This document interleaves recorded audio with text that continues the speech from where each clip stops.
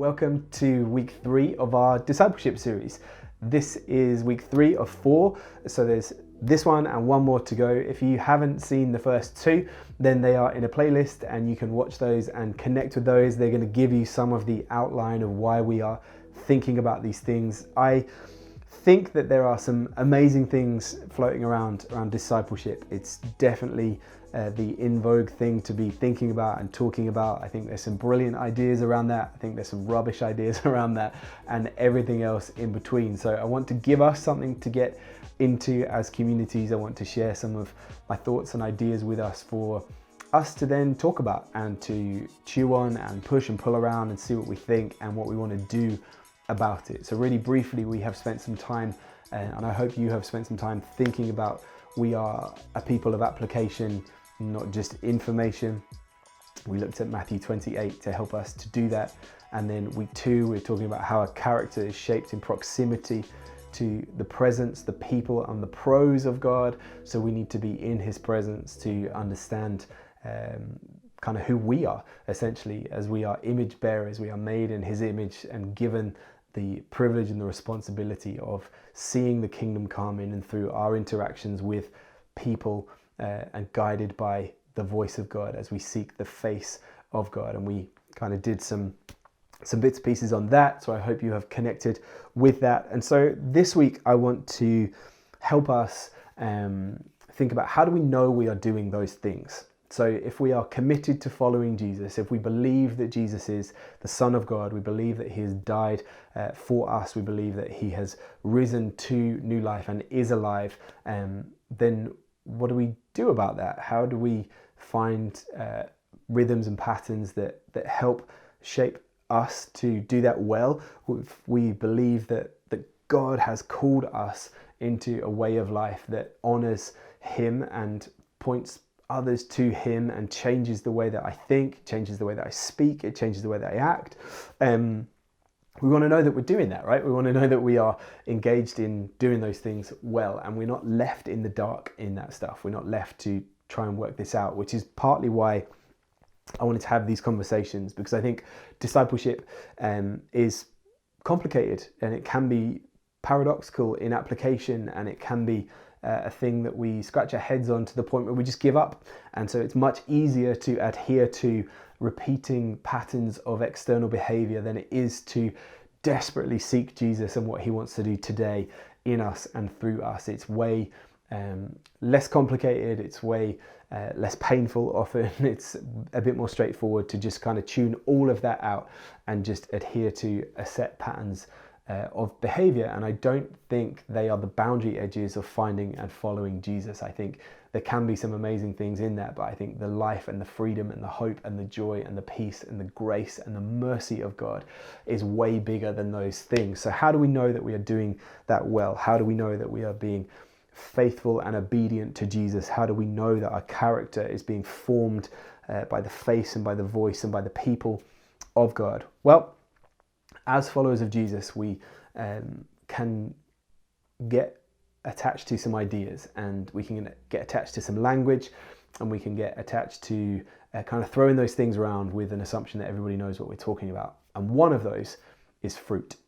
We are, as a people group, obsessed with the idea of fruit, and we use it as a metaphor, we use it as an allegory, and we use it in lots of different ways.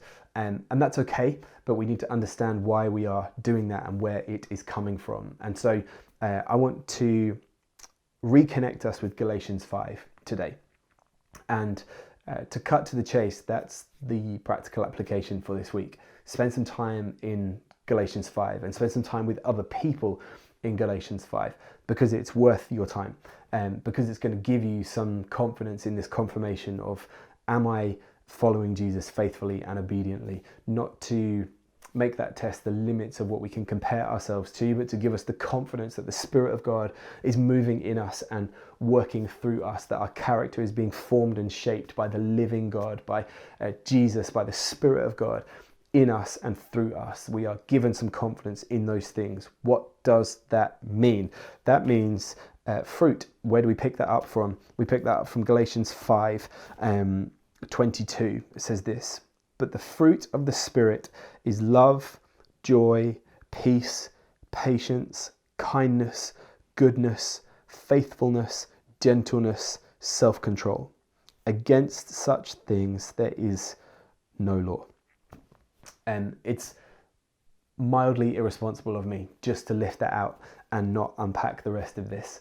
But the point of these communications is not for me to waffle on and for you to roll your eyes and become numb and distracted by the things that I want to get into. The point of this is for us together to then get into these things and read the broader context and be excited by what's happening in the rest of those things. But if there is nothing else for us to take away, it is the confirmation that the evidence of the living God in us and working through us, our character formation, the way that we are faithfully obedient to Christ, is to look for these things: love, joy, peace, patience, kindness, goodness, faithfulness, gentleness, and self-control.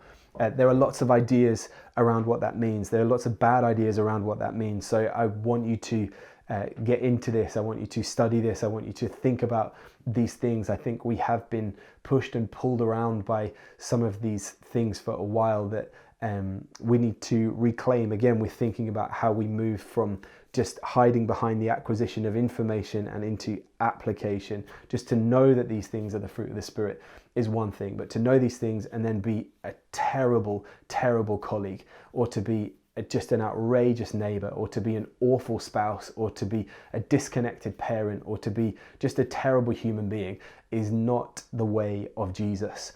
And many of us have many problems with these things, and the evidence of the Spirit of God in us is too hard for people around us to find. And so we have to do something about that. We have to change the way that we follow Jesus. We have to see that change in us. We have to see the Spirit of God saturate us to a point where our character looks like love, joy, peace, patience, kindness, goodness, faithfulness, gentleness, and self-control. That's so hard. That's so hard that there is nothing by our own effort and attempts that will keep us on that path and on that track. And I don't want to give the game away, but I'm really excited to share something with us in our fourth and final communication in this series about how I believe that happens and what the invitation of discipleship is. But I want to give us something that we can see and we can understand, that there are ways to measure and to see. We are not cast out into the darkness. We are not left on our own in the mystery of maybe one day when I'll have some disconnected understanding that I'm getting these things right. There are ways to see and to tell if I am saturated in the Spirit of God, if I have been in His presence, if I am being formed by His people and by His prose, to see if I am faithfully and obediently following Jesus, if I am about His ways, if I am doing the things that He is calling me to. And that looks like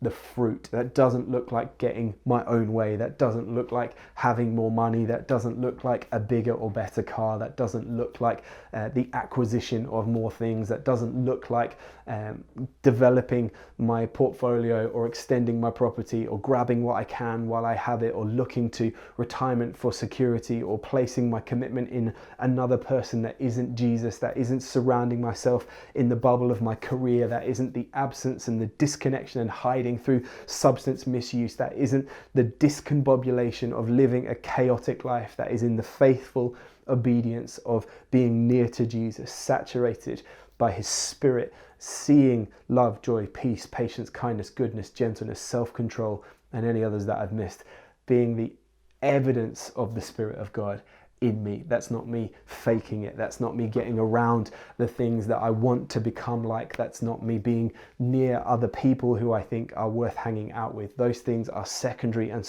other things are so far down the list in our discipleship process that we have to be near to Jesus. There is a call, I believe, I said this in the other communications, that the Spirit of God is asking us today, in the time that we occupy, to be faithfully obedient to Jesus. And that looks like applying the things that we have heard for so long. that we are released and called and commissioned to be the body actively, to be proactively bringing people into community, to seeing hope increase, to seeing joy experienced, to seeing new life being made possible in and through Jesus, to engage with what we are surrounded by, to connect with people well, not to be the limits of our misery and the disconnection, but we are the people of new life. What does that look like? That looks like Galatians 5. And so we need to know these things. We need to connect with these things. We need to connect with each other in these things again. And I know that this becomes tiresome to hear again and again. But the point of these communications is not for me to keep droning on, but for you to connect with people, to be brave and to work these things out together. You might need to do a bit of an old school Bible study with people in your house this week. You might need to get online and do some research and to do some study. You might need to invest some time in other things. You might need to turn Facebook off for 20 minutes. You might need to turn the telly off for 20 minutes. We love those things. We're not against those things, but there might need to be a different investment made this week to engage with these things. Make an honest assessment of where do people see these things in my life. If they are not as evident or as obvious as I would like them to be, the great news is the Spirit of God is available to you. Ask Him to fill you, ask Him to move through you, ask Him to connect you with His word and with His people and with His ways. Remember the last communication we thought about seeking His face and hearing His voice.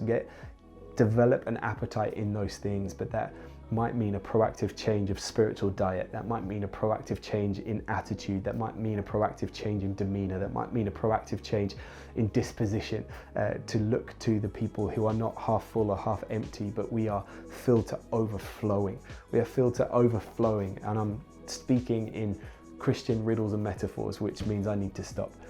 But look for the fruit this week. Connect with the evidence of faithfully following Jesus, obedience to the things of Jesus. Find the fruit, talk to somebody about it, read Galatians 5 with somebody. Have an amazing week, and we will see you for part 4, the final part of this communication. I'm really excited about it next week. Go well. Bye.